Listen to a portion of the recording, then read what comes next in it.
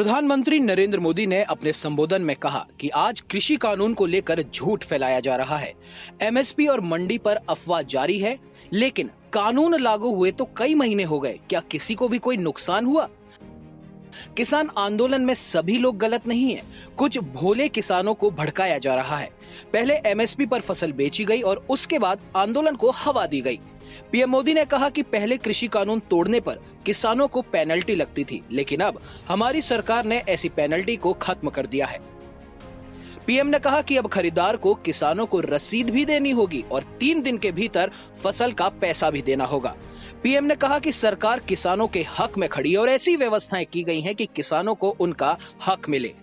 18,000 करोड़ से ज्यादा रुपए पल भर में, कुछ ही पल में सीधे किसानों के बैंक खातों में जमा हो गए हैं। कोई कमीशन नहीं, कोई कट नहीं, कोई हेराफेरी नहीं।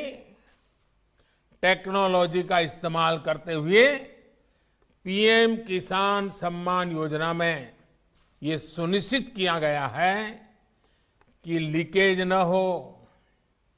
राज्य सरकारों के माध्यम से किसानों का ऑनलाइन रजिस्ट्रेशन होने के बाद उनके आधार नंबर और बैंक खातों का वेरिफिकेशन होने के बाद इस व्यवस्था का निर्माण हुआ है। पीएम मोदी ने कहा कि अगर कोई किसान से एग्रीमेंट करेगा तो वो चाहेगा कि फसल अच्छी हो। ऐसे में एग्रीमेंट करने वाला व्यक्ति बाजार के ट्रेंड के हिसाब से ही किसानों को आधुनिक चीजें उपलब्ध करवाएगा। अगर किसी वजह से किसान की फसल अच्छी नहीं होती या बर्बाद हो जाती है तो भी किसान को फसल का पैसा मिलेगा। एग्रीमेंट करने वाला समझौता नहीं तोड़ सकता, लेकिन किसान अपनी मर्जी से एग्रीमेंट खत्म कर सकता है।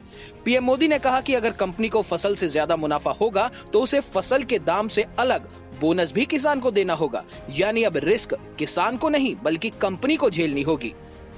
ब्यूरो रिपोर्ट, वीडीटीवी, भारत।